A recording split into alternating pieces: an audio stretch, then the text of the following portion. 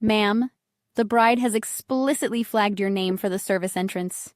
You will need to use the loading dock around back. The security guard blocked the glass doors, pointing toward the alley where the garbage trucks were parked. She said, quote, "We cannot have anyone confusing the aesthetic," unquote. I looked up at the balcony. My parents were right there, watching. My mother did not step in to help. She took a sip of her wine and turned her back. 3 hours later, I cut the main power line to the building, and the only thing louder than the silence was my mother screaming my name. I have to ask if your family treated you like hired help at your own sister's party. Would you leave quietly, or would you burn the whole thing down? Tell me where you're watching from right now. 1 hour earlier, I was standing on the concrete loading dock around the back of the resort. The air here didn't smell like jasmine and expensive perfume. It smelled like dumpster juice and idling delivery trucks.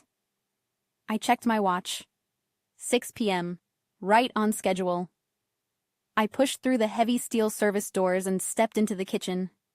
The noise was instantaneous, clattering pans, shouting expeditors, the hiss of searing meat. But as I walked down the center aisle, the noise died out in a wave, traveling from the prep station to the pass. One by one, the sous chefs and line cooks looked up, saw me, and froze. They knew my face. They knew who signed their paychecks. The executive chef dropped his tongs. He started to wipe his hands on his apron, stepping forward to greet me, panic in his eyes. I did not stop walking. I just pressed a single finger to my lips. Silence. The chef hesitated, then gave a sharp nod and turned back to his station, barking orders louder than before to cover the confusion. I kept moving until I reached the staff locker rooms in the back. Marco, the general manager, was waiting for me by the door. He was a man who prided himself on Italian composure, but right now, he looked like he was about to vibrate out of his skin. "Miss Danielle," he hissed, his voice low and tight. "This is insane. You cannot do this. Let me go out there and end it now. I will have security remove them for trespassing." "Not yet, Marco." I walked past him into the locker room and set my tote bag on a bench. If we kick them out now, they are just victims of a misunderstanding. They will spin it. They will say I was jealous. They will say I ruined Brittany's night because I am petty. I unzipped the bag. Inside was a clear plastic package containing a generic black and white server's uniform. 100% polyester. Flammable. Cheap. Brittany had mailed it to me 3 weeks ago with a sticky note that just said, quote, "Standard size, don't alter it," unquote. "I need them to commit, Marco," I said, pulling the scratchy fabric out. "I need them to see me in this. I need them to look me in the eye. See their sister dressed like help and treat me exactly how they have always wanted to treat me. I need the guests to see it. I need the cameras to see it." Marco looked at the uniform with genuine disgust.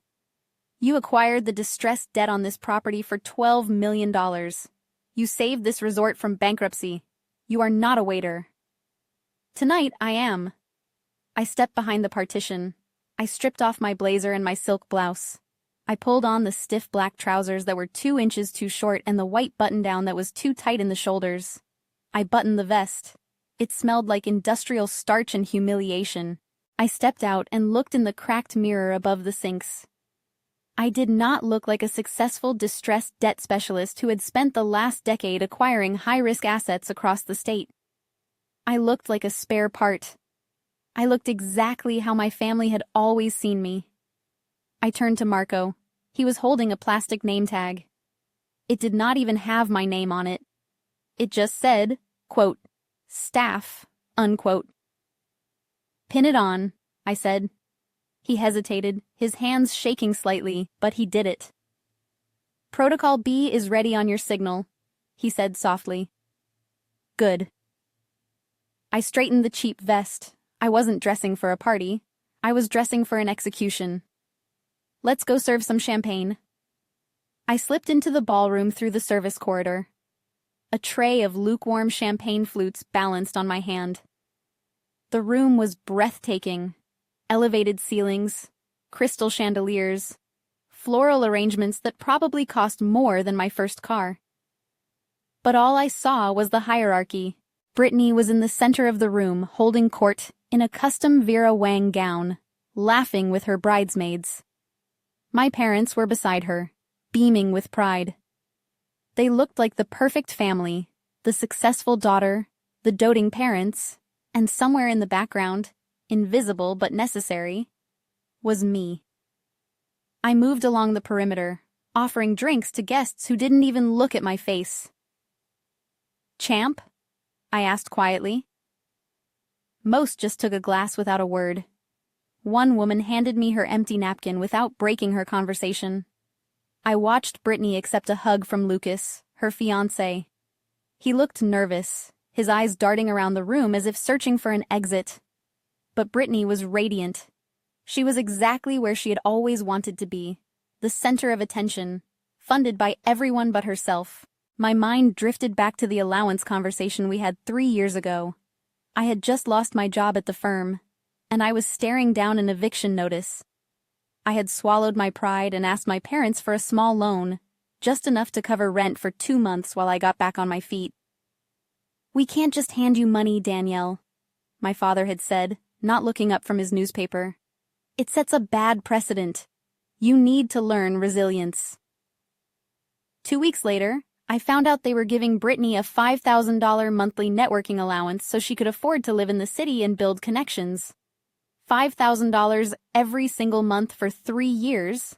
That was $180,000. Enough to buy a small house in some places. Enough to change my life completely. But to them, it was an investment. Brittany was the asset. I was the liability. And then there was the uniform.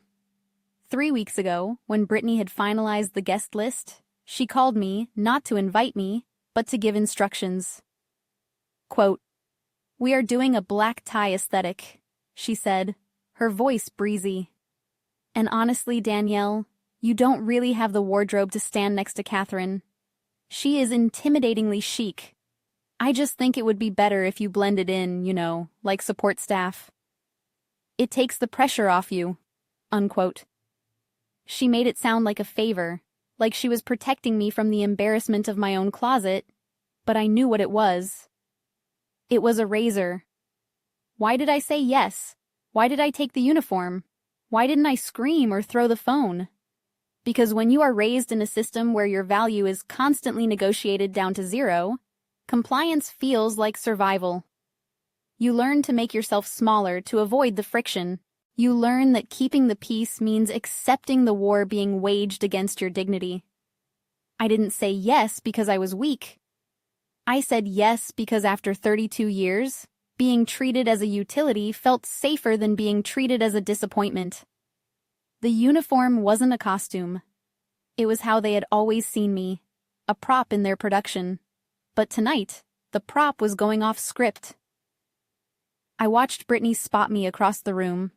Her eyes narrowed, then widened with a cruel delight.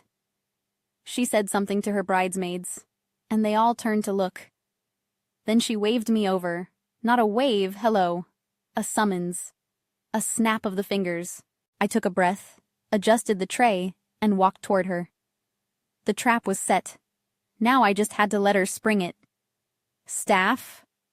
The word cut through the ambient chatter like a whip crack. Brittany didn't use my name. She didn't say Danielle or sister. She snapped her fingers and pointed at the empty glass in front of an older woman with silver hair and a posture that screamed old money. It was Catherine, the groom's mother, the woman whose approval Brittany was desperate to buy with this 6-figure party. I walked over, keeping my eyes lowered, playing the part. "Yes, ma'am."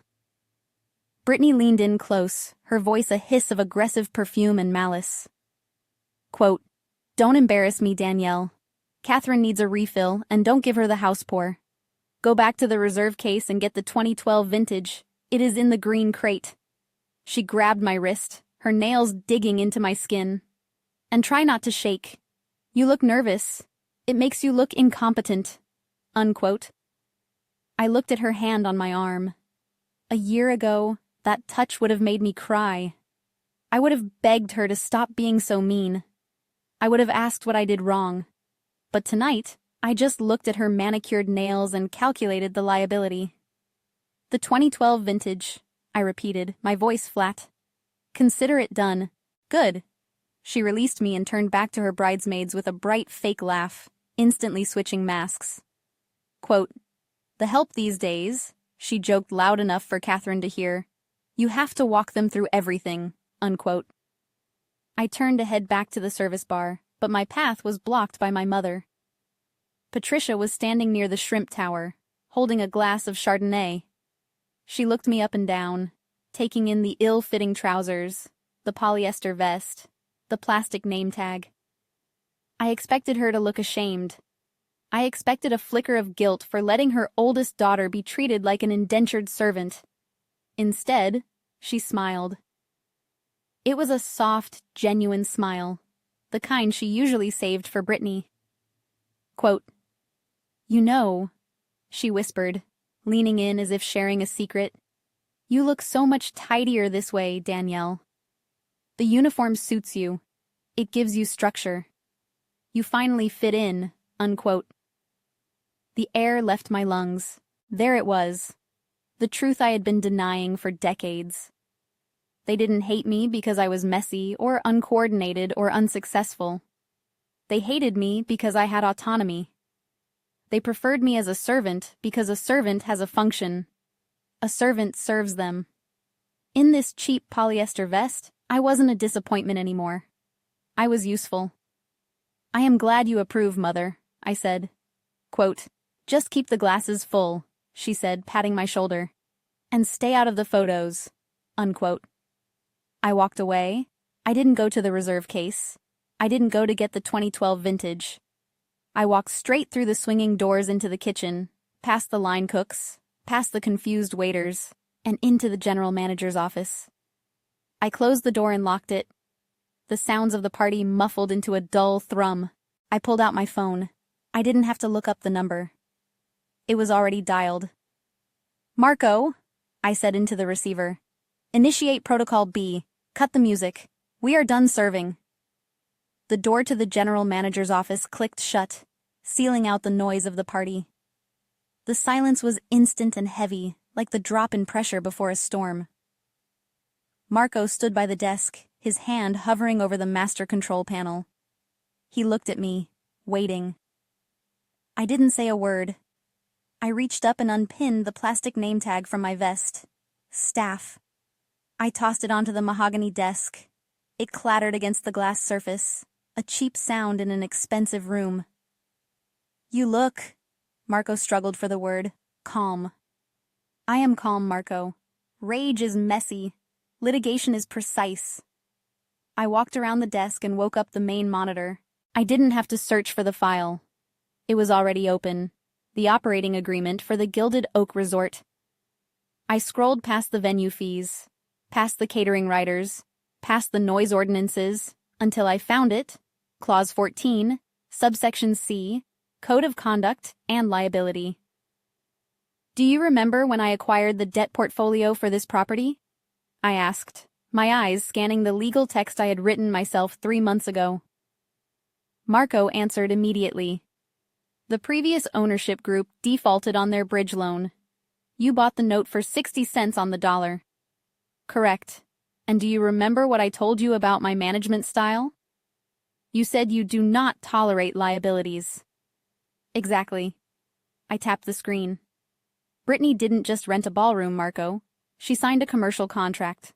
She agreed that any behavior creating a hostile, unsafe, or degrading environment for staff constitutes a material breach, immediate termination of event, forfeiture of all deposits, instant eviction. I looked down at my polyester vest. The evidence was wearing me. Quote, "She demanded a member of your staff, me, perform duties outside of my job description for the sole purpose of humiliation," I said, my voice cold. "She physically grabbed me. She created a hostile environment. She breached the contract." Marco nodded slowly. He wasn't looking at a waitress anymore. He was looking at the woman who specialized in distressed assets, the woman who walked into failing companies, identified the rot, and cut it out with surgical precision. My family saw a servant. The bank saw a shark. The parents signed the unlimited personal guarantee, I noted, checking the digital signature on the addendum. Patricia and Gregory, they didn't read it, did they? They were too busy asking if the valet parking was covered to read the fine print, Marco said, a hint of dark amusement in his voice. Perfect. I took off the vest. Underneath, I was still wearing the ill-fitting white shirt and black trousers, but without the cheap polyester shell, I felt my posture straighten. I wasn't dressing up for them anymore. I was stripping down for the fight. I picked up the microphone connected to the ballroom's PA system. It sat heavy in my hand, a weapon made of wire and mesh. Marco, I said, kill the mood lighting. Turn on the house lights, maximum brightness. I want them to see every speck of dust. He reached for the lighting board and the music. Cut it. I watched his finger hover over the switch. It is time to collect the debt. The ballroom was swaying to a remix of a top 40 hit, a wall of sound designed to drown out thought. Brittany was on the dance floor, jumping up and down with her bridesmaids, holding a magnum of champagne she hadn't paid for. My mother was laughing near the head table, clinking glasses with Catherine, basking in the reflected glory of the Harrington fortune, and then silence. The music cut out mid-beat. The sudden quiet was physical, a vacuum that sucked the air out of the room. A second later, the warm, flattering mood lighting died. Click, click, click. The overhead maintenance lights slammed on, harsh fluorescent industrial white. They bleached the romance out of the room instantly. The crystal centerpieces looked garish. The gold drapes looked cheap. The guests squinted, shielding their eyes, exposed in the unflattering glare. What is going on? Brittany's voice screeched across the silent room. Marco, fix the lights. Where is the music? I walked through the double doors at the back of the room. I wasn't carrying a tray. I was holding a microphone. My steps echoed on the hardwood floor as I walked toward the center of the room. The guests parted for me, confused by the sight of a server walking with such purpose. The music isn't coming back, Brittany, I said. My voice boomed through the PA system, calm and amplified. Brittany spun around. When she saw me, her face contorted with fury. Danielle, what are you doing with that microphone? Get back to the kitchen. You are ruining my aesthetic. There is no aesthetic, I said. There is only a breach of contract. Contract? My father stepped forward, his face red. Danielle, put that down. You are embarrassing us. Go back to your station. I don't have a station, Gregory. I didn't call him Dad. I have a deed. I signaled Marco. He stepped out from the shadows, flanked by 2 security guards, the real ones, not the rent-a-cops Brittany had hired for the door. He was holding a tablet. Ladies and gentlemen, Marco announced, his voice projecting without a mic. This event is terminated effective immediately due to the client's violation of staff safety and dignity protocols. You have 15 minutes to vacate the premises. You can't do that! Brittany screamed, storming toward me. I paid for this venue. I paid the deposit. Actually, I said, meeting her eyes, you paid the deposit to the previous management company, the one that went bankrupt 3 months ago, the one whose debt I purchased. I watched the realization hit her. It was slow, like a crack spreading across a windshield. You, she whispered. Me? I raised the microphone again. I acquired the distressed debt of the Gilded Oak Resort 90 days ago. I am the sole owner of this property. And as the owner, I have a zero-tolerance policy for the abuse of my staff. I pointed to the vest I had just taken off, now draped over a chair. Quote, you demanded I wear that to humiliate me. You grabbed me. You treated me like property, and in doing so, you triggered the eviction clause of your rental agreement, unquote. No. My mother gasped, her hand flying to her mouth. Danielle, you own this place? I own the building, the land, the wine cellar you have been raiding, and the debt you signed your name to, I said. And right now, you are all trespassing. The ballroom exploded into whispers and raised phones. Catherine rose slowly, eyes darting between Brittany and me. Is this true? She demanded. It's a lie, Brittany screamed. She's jealous. She owns nothing. Marco, I said, show them. He lifted the tablet. The deed glowed on screen. It's time for you to leave. Security closed in, but Brittany didn't go quietly. Rage took over. She yanked her arm free and shrieked, You stole everything, the venue, the night, my life! To her, I would always be the invisible sister. The idea I had power shattered her illusion. She spun, grabbed a 6-liter champagne bottle, and hurled it at my head.